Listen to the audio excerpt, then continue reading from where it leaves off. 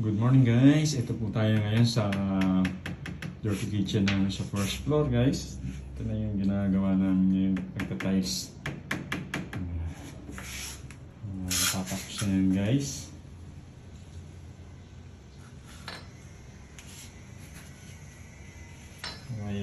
Maibigan nyo yung aming design ni Kadani. Ayan ang tiles installer ko si Kadani.